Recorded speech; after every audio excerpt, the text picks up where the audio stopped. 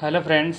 आज हम इस वीडियो में महेश कुमार बनवाल की एनसीईआरटी पर आधारित सामान्य अध्ययन बुक जो 16वीं सीरीज के नाम से आई है, उस किताब से हम विश्व का भूगोल अध्याय 2 अक्षांश व देशांतर रेखाएं से संबंधित मोस्ट इम्पोर्टेंट 41 एमसीक्यू को सॉल्व करेंगे। तो चलिए फिर समय का महत्व रखते हुए शुरू करते हैं।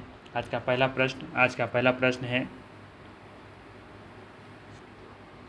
भूमध्य रेखा से उत्तर या दक्षिण किसी दिए गए स्थान की कोणीय दूरी को क्या कहते हैं।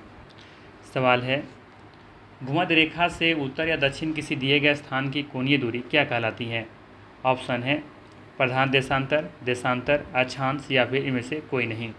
यहाँ पे देखेंगे जो सही आंसर है वो है आपका ऑप्शन नंबर, यहाँ पे हो जाएगा आपका सी। ठीक है, अक्षांश रेखा क्या कहते हैं, इसको अक्षांश रेखा कहते हैं। ध्यान रखिएगा, भूमध्य रेखा से उत्तर या दक्षिण किसी दिए गए स्थान की कोणीय दूरी को क्या कहते हैं, अक्षांश कहते हैं।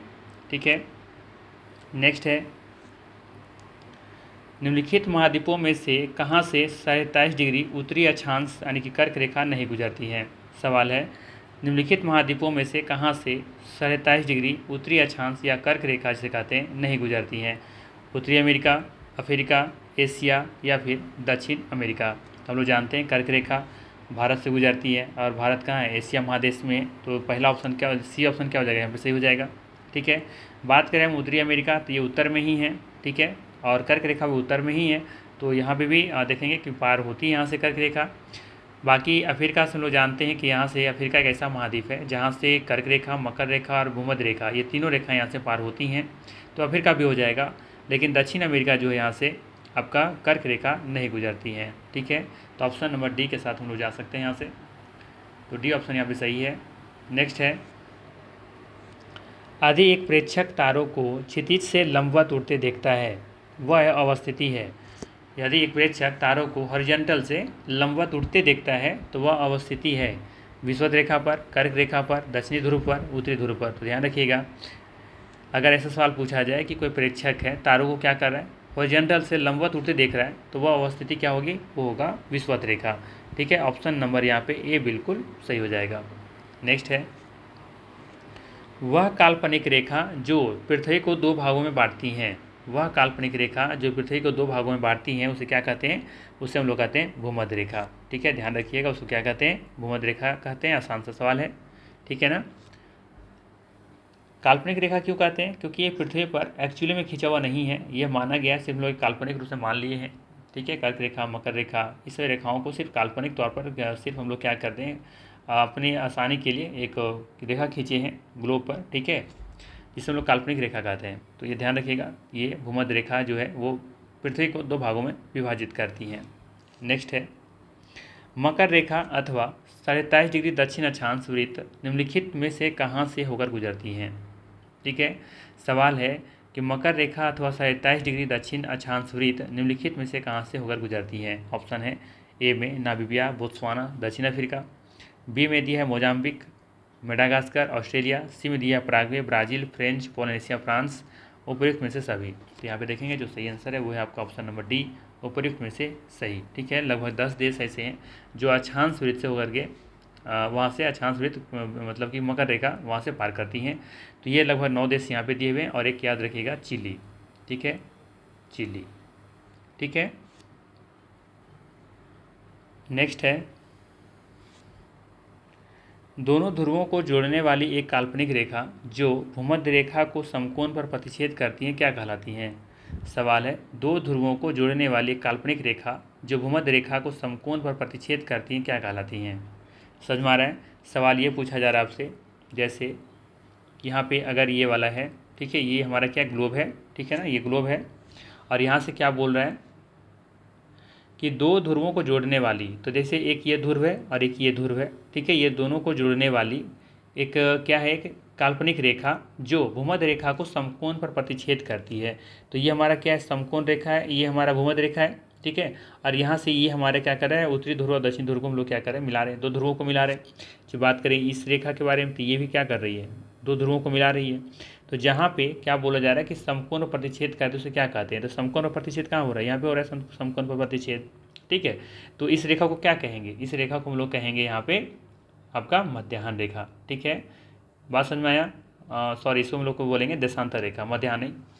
सवाल में ये था कि दो ध्रुवों को जोड़ने वाली एक काल्पनिक रेखा जो भूमध्य रेखा को समकोण पर प्रतिच्छेद करती है, तो उस रेखा को हम लोग क्या कहेंगे? तो उस रेखा हम लोग क्या कहेंगे? इस रेखा को क्या कर रहे हैं यहाँ पे? इसको कह रहे हैं देशांतर रेखा। यही है ना जो कि 90 डिग्री पर यहाँ पे काट रही है। आई बात समझ में? तो सवाल यही था कि दो ध्रुवों को जोड़ने वाली काल्पनिक रेखा जो भूमध्य रेखा को समकोण पर प्रतिच्छेद करती है। मतलब ये वाला जो हमारा है ये रेखा भूमध्य रेखा, इस पर क्या करें? समकोण रेखा पर क्या करें? विभाजित कर रही हैं। तो कौन कर रही हैं? जो उत्तरी ध्रुव को और दक्षिणी ध्रुव को आने के दो पोलों को क्या कर रही हैं? मिला रही हैं। तो इसे हम लोग कहते हैं देशांतर रेखा। आई बात समझ में? तो वहाँ पे सही आंसर क्या हो जाएगा? देशांतर रेखा। ठीक है, क्वेश्चन नंबर 6 का हो जाएगा देशांतर। ठीक है, ऑप्शन नंबर बी यहाँ पे बिल्कुल सही हो जाएगा। आई बात समझ में? नेक्स्ट है, दो अक्षांश रेखाओं के बीच की दूरी लगभग होती है। ध्यान रखिएगा, दो अक्षांश रेखाओं की जो कुल दूरी होती है वो लगभग होता है कितना? 111 किलोमीटर। ठीक है, 111 दशमलव कहीं 14 कहीं 2 कहीं 3 दिया रहता है, तो ध्यान रखिएगा, इससे ज़्यादा कन्फ्यूजन होना नहीं है आपको। ठीक है, दो अक्षांश रेखाओं के बीच की दूरी 111.14 के दिया रहेगा, या फिर कहीं कहीं 111.2 समथिंग में किलोमीटर दिया रहेगा। ठीक है, तो ये ध्यान रखिएगा, दो अक्षांश रेखाओं के बीच की दूरी को क्या कहते हैं? कितना होती है? लगभग 111 किलोमीटर होता है। कहने मतलब ये है, दो अक्षांश रेखा मतलब ये कि ये इसकी जो बीच दूरी है ना, ये दूरी, ठीक है, ये दो अक्षांश रेखा, ये रेखा और ये रेखा, इसके बीच की दूरी कितना होता है? 111 किलोमीटर। ठीक है, कहीं भी बात करें, ये दो अक्षांश रेखाओं की जो बीच की दूरी होती है हमें हर जगह कितना होता है? 111 किलोमीटर होता है। ये ध्यान रखना है आपको। ठीक है, वही सवाल यहाँ पे पूछा गया था कि दो अक्षांश रेखाओं के बीच की दूरी कितनी होती है? 111 किलोमीटर। नेक्स्ट है,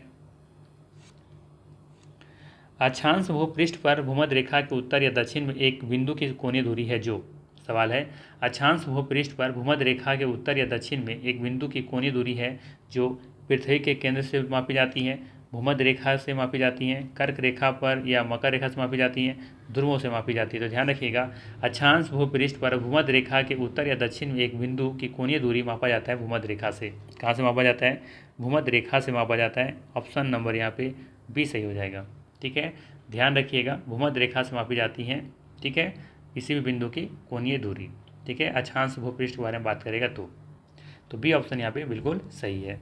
नेक्स्ट है, दो देशांतर रेखाओं के बीच की दूरी निम्न में से किस नाम से जानी जाती है? तो ध्यान रखिए, इसको गोरे के नाम से लोग जानते हैं। ऑप्शन नंबर बी यहाँ पे सही हो जाएगा। ठीक है, दो देशांतर रेखाओं के बीच की दूरी गोरे के नाम से भी जानी जाती है। ध्यान रखिएगा। ठीक है, और अगर ये पूछा जाए दो अक्षांश रेखाओं के बीच की दूरी को किस नाम से जाना जाता है? तो उसको जाना जाता है जोन के नाम से। ठीक है, चलिए आगे देखते हैं। वह अक्षांश रेखा जिस पर सदैव दिन व रात की अवधि समान रहती है। ध्यान रखिएगा, वह अक्षांश रेखा जिस पर सदैव दिन और रात अवधि जो होता है वो समान होता है, वो है भूमध्य रेखा। भूमध्य रेखा पर हमेशा देखेंगे कि दिन और रात क्या होता है? समान रहता है। तो ऑप्शन नंबर ए यहाँ पे बिल्कुल सही है। नेक्स्ट है, निम्नलिखित में से कौन सा कथन असत्य है? कौन सा कथन यहाँ पे गलत है, ये आपको पूछना है, बताना है आपको। ऑप्शन ए है, देशांतर रेखाओं की कुल संख्या 180 है। किसी भी स्थान का ग्रीनविच रेखा से कोणीय दूरी को उस स्थान का देशांतर कहा जाता है। देशांतर रेखाओं के बीच की दूरी विषुवत रेखा पर अधिकतम एवं ध्रुवों पर शून्य होती है। नेक्स्ट है डी में कि विषुवत रेखा पर देशांतर रेखाओं की बीच की दूरी 111.3 किलोमीटर होता है। ठीक है, विषुवत रेखा पर देशांतर रेखाओं की बीच की दूरी 111.3 किलोमीटर होता है। ये यहाँ पे 4 ऑप्शन दिए गए हैं और पूछा गया कौन सा सत्य है। ठीक है, तो थोड़ा सा मैप पर देखते हैं क्या है। ठीक है, ये मैप है हमारा इसको थोड़ा सा जूम कर लेते हैं ताकि आपको समझ में आए। ठीक है, ये देखिए, पहला जो अब पूछा गया था, पहला जो कथन था वो था कि देशांतर रेखाओं की कुल संख्या 180 है। ठीक है, देशांतर रेखाओं की कुल संख्या कितनी है? 180 है। मतलब कहने मतलब ये है कि ये जो रेखा खींची गई हैं 1 2 ऐसे करके कितनी रेखाएं? क्या 180 है? नहीं, 180 नहीं है। इन रेखाओं की संख्या है 360। कितना है? 360 है। तो पहला तो इससे गलत हो गया। ठीक है, दूसरा कथन लिखा हुआ था कि किसी भी स्थान का ग्रीनविच रेखा से कोणीय दूरी को उस स्थान का देशांतर कहा जाता है। तो ये बात सही है। सी में लिखा हुआ था कि देशांतर रेखाओं के बीच दूरी विषुवत रेखा पर अधिकतम एवं ध्रुवों पर शून्य हो जाती है। क्या बोला था? कि देशांतर रेखाओं के बीच दूरी, देखिए यहाँ पे ये देशांतर रेखा, ये भी देशांतर रेखा, ये भी देशांतर रेखा है, इसकी जो बीच की जो दूरी है, ठीक है। तो भूमध्य रेखा पर क्या अधिकतम है, और जैसे जैसे ऊपर जाएंगे तो क्या होता जाएगा, ध्रुवों पर एक समय आएगा कि वो क्या हो जाएगा, शून्य हो जाएगा। ठीक है। तो वही लिखा हुआ था, देशांतर रेखाओं के बीच की दूरी विषुवत रेखा पर अधिकतम होती है, जबकि ध्रुवों पर क्या होती है, शून्य होती है, यानी कि ये ध्रुव पर यहाँ पर जाकर के जीरो हो जाता है। ठीक है। और यहाँ पे विषुवत रेखा पर देखेंगे आपका जो है क्या होता है, अधिकतम होता है, जो कि कितना है, लगभग 111.3 किलोमीटर के आसपास होता है इसके बीच की दूरी। ठीक है। और जैसे जैसे ऊपर जाएंगे तो वो धीरे धीरे कम होता चला जाएगा। तो देखेंगे यहाँ पे डी भी कथन क्या है, बिल्कुल सही है। तो यहाँ पे 12 नंबर को क्वेश्चन में चलेंगे हम लोग। तो यहाँ पे देखेंगे 12 नहीं 11 नंबर, ठीक है ना।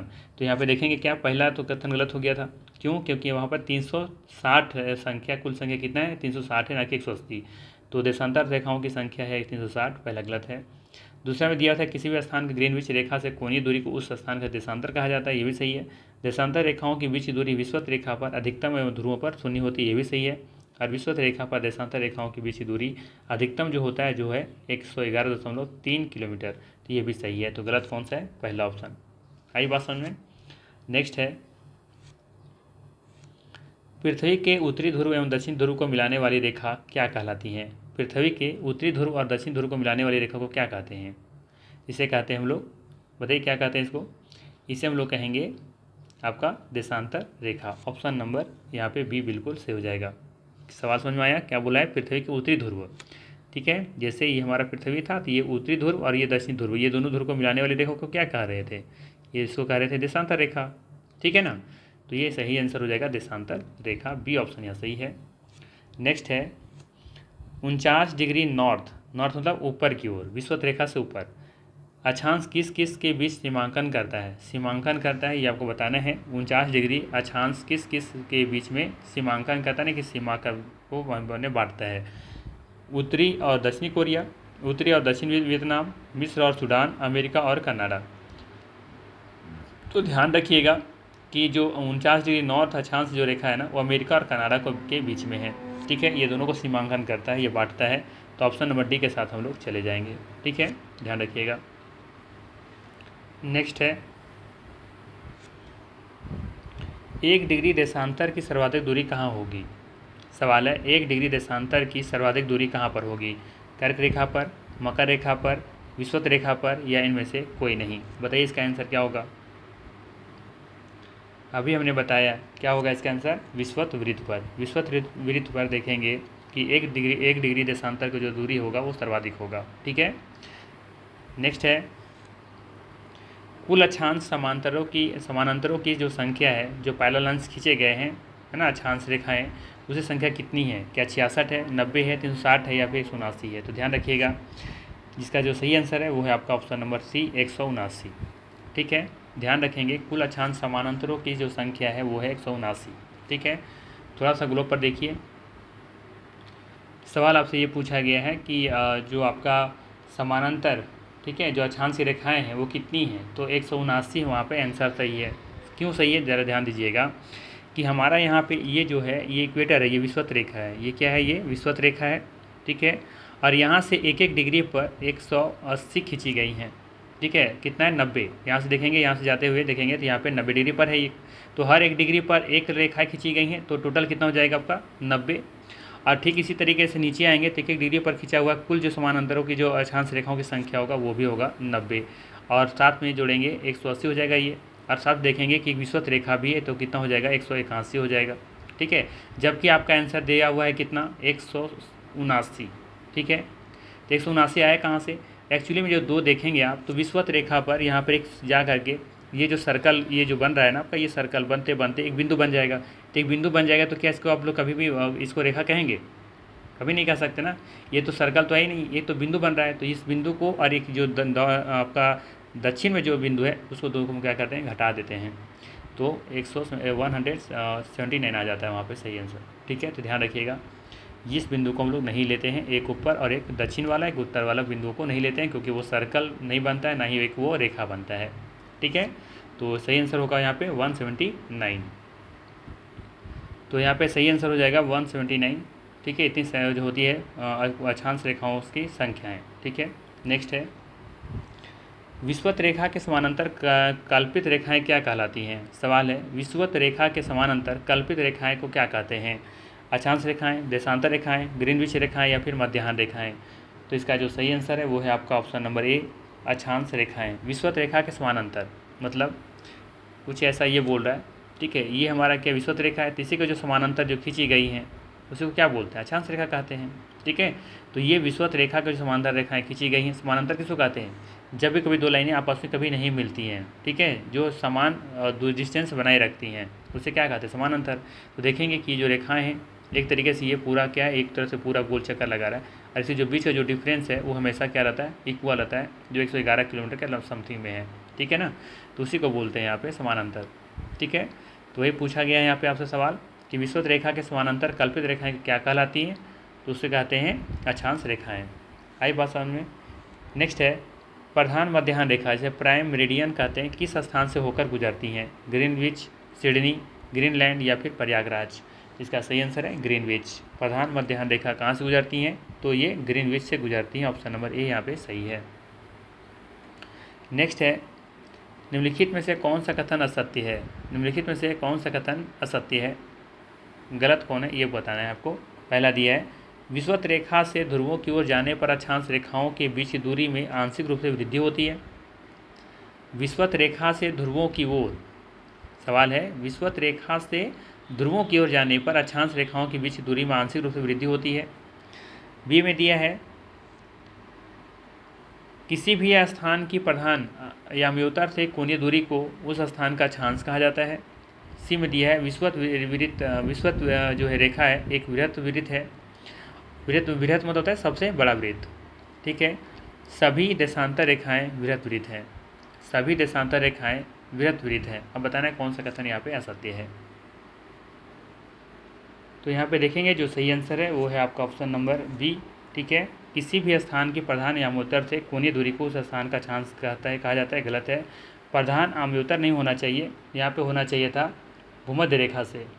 किसी भी स्थान की भूमध्य रेखा से कोणीय दूरी को उस स्थान का अक्षांश कहा जाता है, प्रधान अम्योत्तर नहीं होगा। तो ऑप्शन नंबर बी यहाँ पे गलत है, बाकी सही है। जैसे विषुवत रेखा एक वृत्त वृत्त है, बहुत बिल्कुल सही है। विषुवत वृत्त क्या है? सबसे बड़ा वृत्त है ये, जैसे जैसे ऊपर जाएंगे तो छोटा होता चला जाएगा। फिर सभी देशांतर रेखाएं वृत्त वृत्त हैं, तो सभी देशांतर रेखाएं क्या है? सभी का जो लेंथ होता है सबका बराबर होता है, तो सबको कह सकते हैं कि सभी क्या है? वृत्त वृत्त है, यानी सबसे बड़ा वृत्त है सभी, ठीक है। नेक्स्ट है मकर रेखा निम्न में से किस देश से होकर नहीं गुजरती है? दक्षिण अफ्रीका, अर्जेंटीना, चिली या फिलीपींस? तो हम लोगों ने भी देखा था कि चिली जो है वहाँ से कर्क रेखा गुजर रही थी, लेकिन यहाँ पे ध्यान रखना होगा आपको कि चिली एक ऐसा देश है जहाँ से भूमध्य रेखा, मकर रेखा और कर्क रेखा तीनों गुजरती हैं, ठीक है।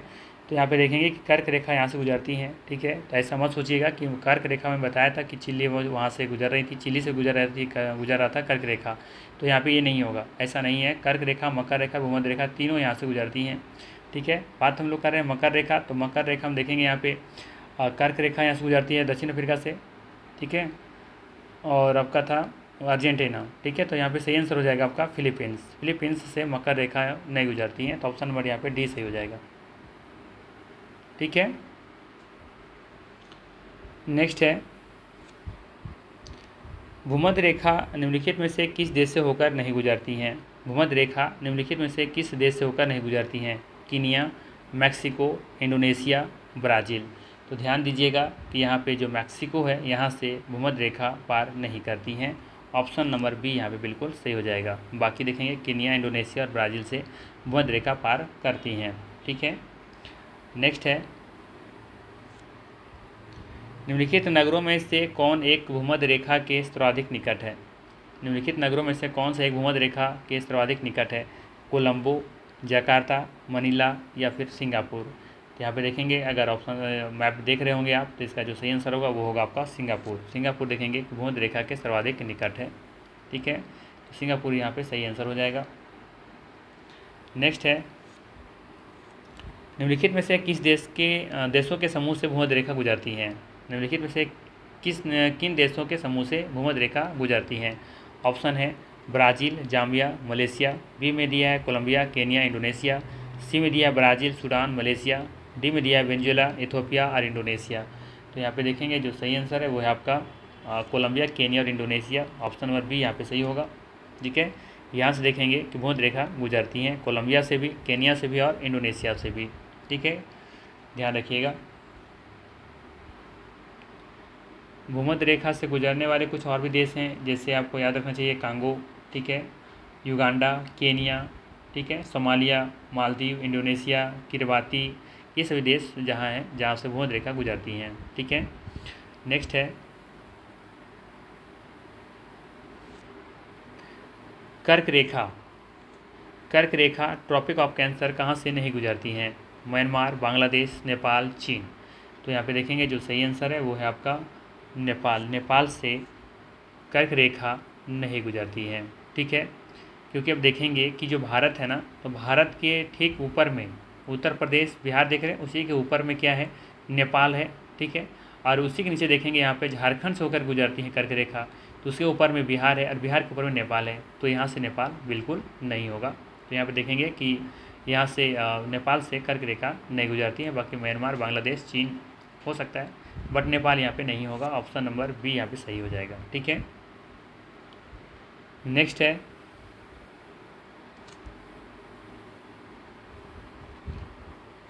किसी जहाज को सबसे कम समय में एक स्थान से दूसरे स्थान तक जाने के लिए निम्न में से किस मार्ग बनाना चाहिए?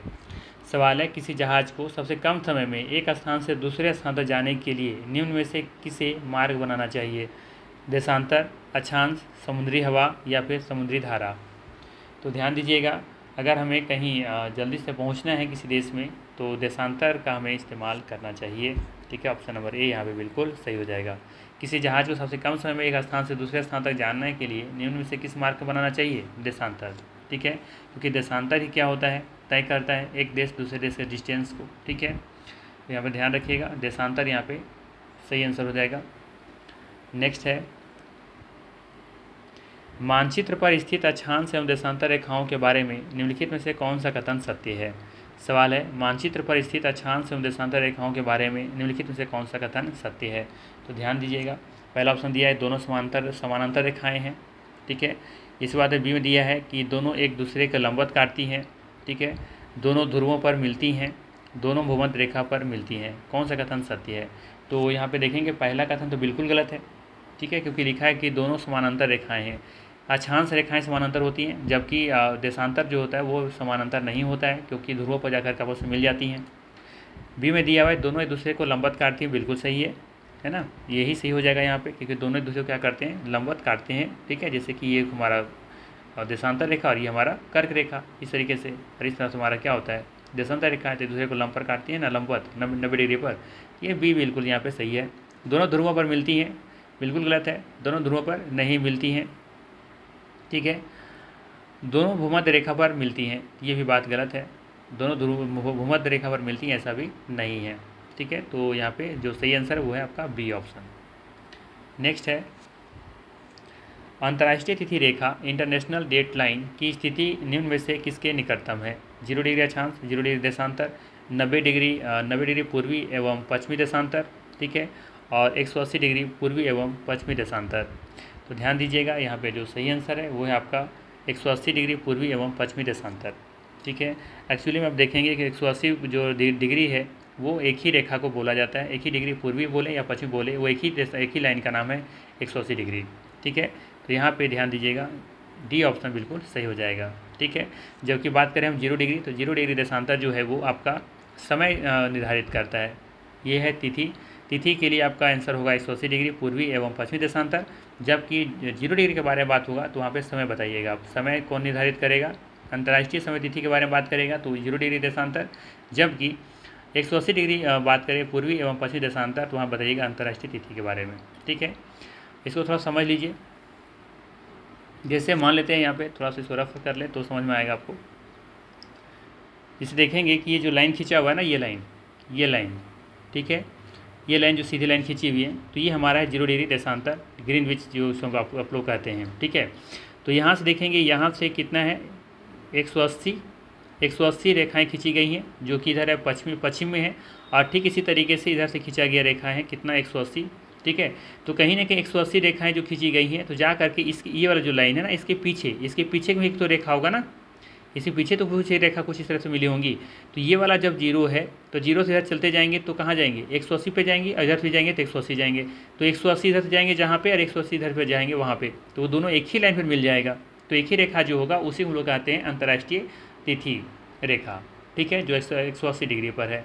तो इधर से भी जाएंगे तो भी 180 पर पहुँच जाएंगे, इधर भी जाएंगे तो भी 180 पहुँच जाएंगे। और उसी के कारण से हम लोग देखेंगे आगे चल करके कि जिगजैग लाइन खींचा जाता है, वही कारण की वजह से, ठीक है। क्योंकि अगर मान लेते हैं कि अगर जैसे अगर ये वाला 180 है जो इसके पीछे वाला लाइन है, तो ये वाला 180 है, तो कोई बंदा अगर मान लेते हैं यहाँ पर है, तो इसके लिए मान लो कि अब ये तिथि यहाँ पे मान लेते हैं 4 तारीख है, तो यहाँ पे क्या होगा 5 तारीख। अब यहाँ वाला बंदा कह रहा है 4, यहाँ वाला 5। अब वो मान लेते हैं कि एक ही देश के साथ गुजरा होगा, एक ही देश के साथ, एक ही देश में इस तरह से पार हुआ हो, तो यहाँ पे इधर जो होगा इस लाइन के इधर होगा तो कह रहा होगा 4 तारीख, इधर जो लाइन में होगा 5 तारीख। क्या ऐसा पॉसिबल है? थोड़ा सा सोचिए कितना कन्फ्यूजन होता होगा। इसीलिए जिगजैग लाइन को इसलिए खींचा गया इस तरीके से ताकि देशों के बीच से ना होकर के जाए, ठीक है, ताकि किसी को कन्फ्यूजन ना हो, ठीक है। अगर मानते हैं यहाँ पर इस तरह से लाइन खींच देते तो यहाँ पर देखिए क्या हो जाएगा 5 तारीख, यहाँ पर 4 तारीख, तो इस देश में तो कन्फ्यूजन हो जाएगा ना। तो इसकी वजह से जिगजैग लाइन खींची गई है, ठीक है, ये ध्यान रखिएगा। चलिए क्वेश्चन देखते क्या है।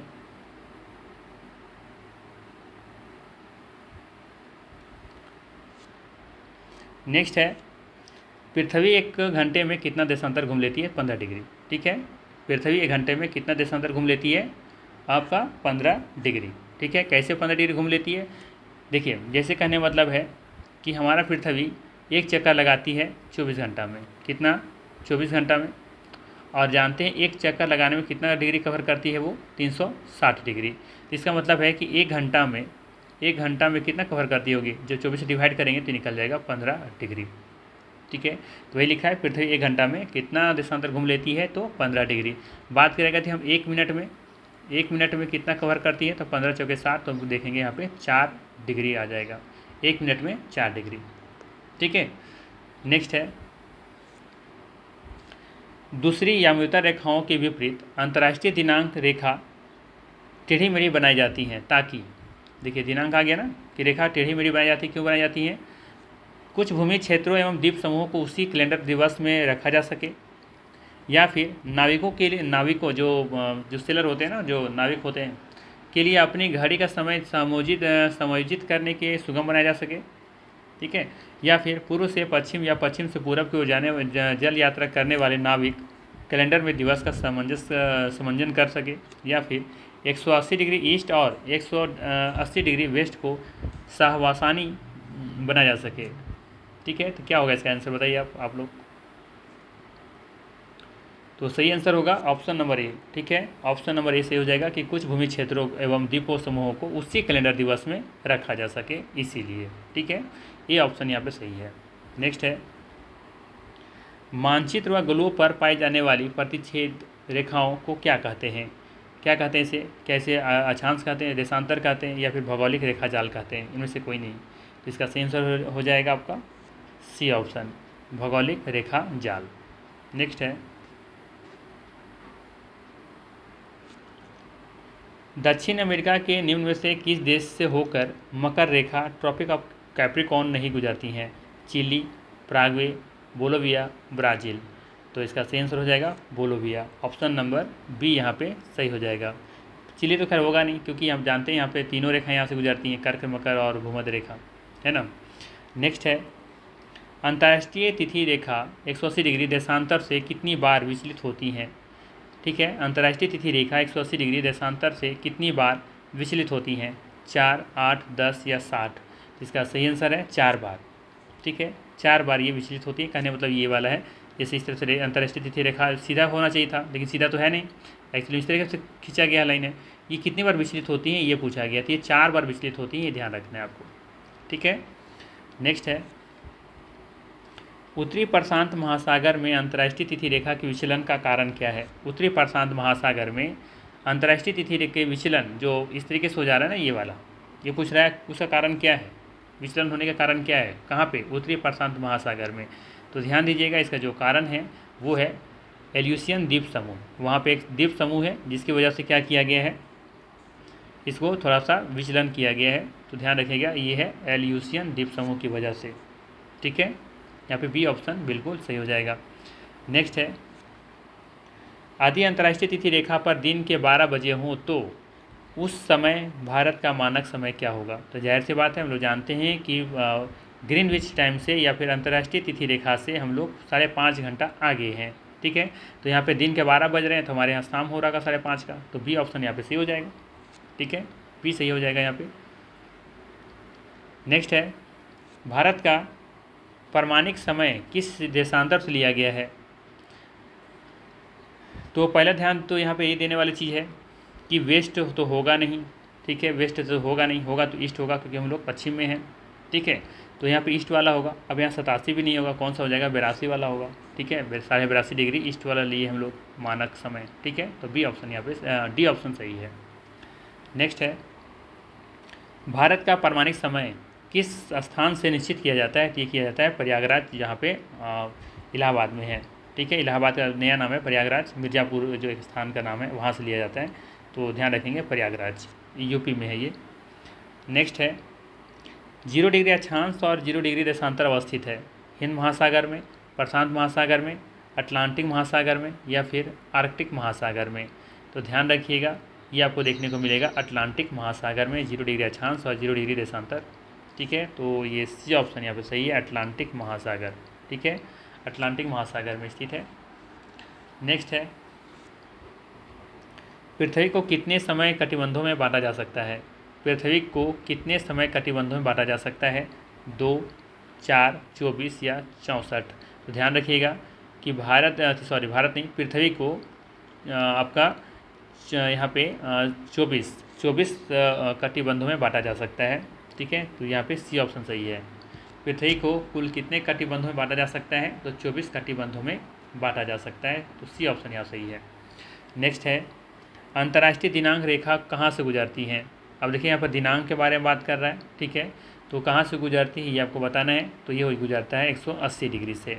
ठीक है, तो ध्यान रखिएगा, बी ऑप्शन यहाँ पे सही हो जाएगा। दिनांक पूछा है ना, दिनांक, समय पूछा तो 0 डिग्री होता। ठीक है, नेक्स्ट है,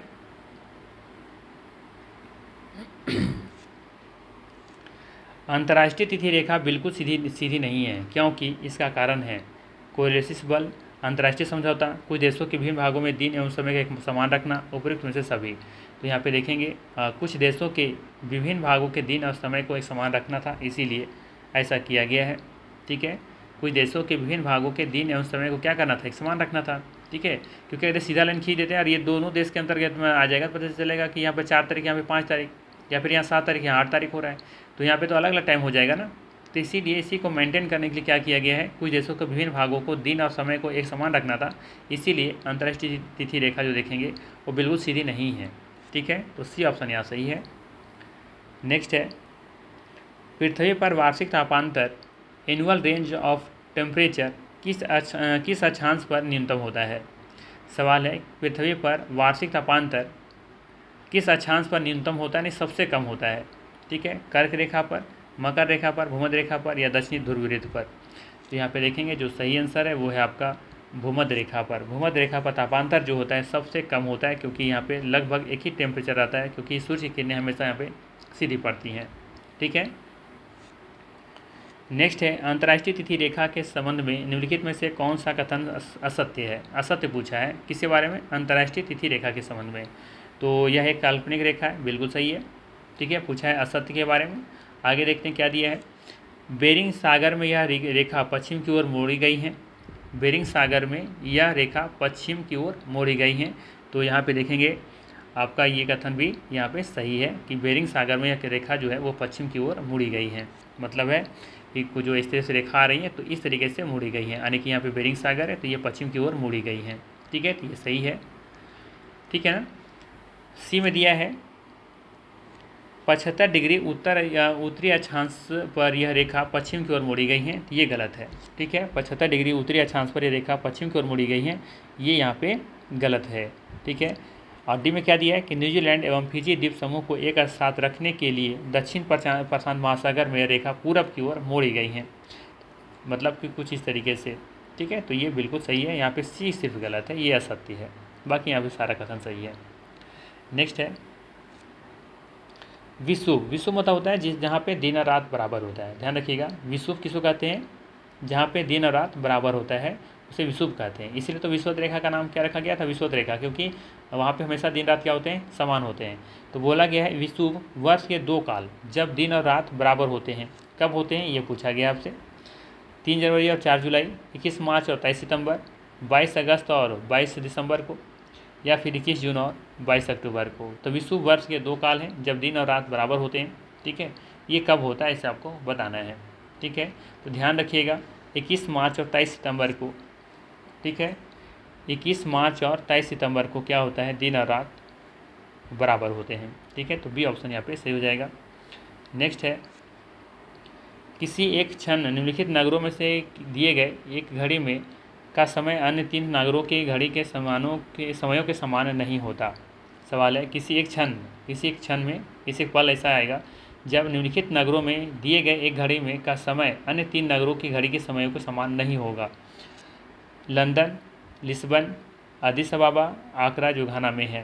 तो यहाँ पर ध्यान दीजिएगा जो अदिस अबाबा इथोपिया में है, ठीक है, ये अलग होगा। बाकी ये तीनों को देखेंगे जगह जो है बिल्कुल एक जैसा देखने को मिलेगा तीनों के अलावे, यानी कि लंदन, लिस्बन और आकरा में एक समय बताएगा, जबकि अदिस अबाबा में इथोपिया में थोड़ा समय यहाँ से अलग होगा, ठीक है, क्योंकि टाइम जो थोड़ा सा अलग है। तो 43 का यहाँ पे सी सही आंसर हो जाएगा। ये थे मोस्ट इंपॉर्टेंट 43 MCQ। वीडियो कैसा लगा, अच्छा लगा हो तो लाइक ज़रूर कीजिएगा। बाकी मिलते हैं हम लोग नेक्स्ट वीडियो में। Thank you.